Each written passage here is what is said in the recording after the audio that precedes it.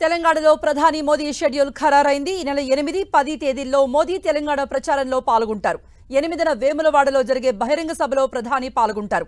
అదే రోజు మధ్యాహ్నం వరంగల్ జిల్లా మణికొండలో జరిగే బహిరంగ సభలో ప్రసంగిస్తారు. 10న నారాయణపేటలో ప్రధాని మోదీ ఎన్నికల ప్రచారం నిర్వహిస్తారు.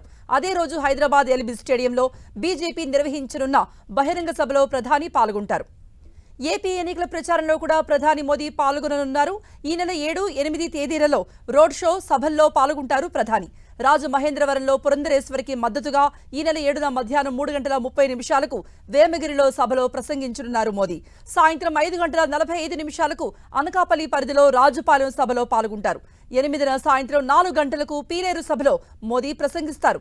రాత్రి 7 గంటలకు విజయవాడలో ఇందిరాగాంధీ స్టేడియం నుండి బెంజ్ సర్కిల్ వరకు రోడ్ షో నిర్వహిస్తారు ప్రధాని మోదీ.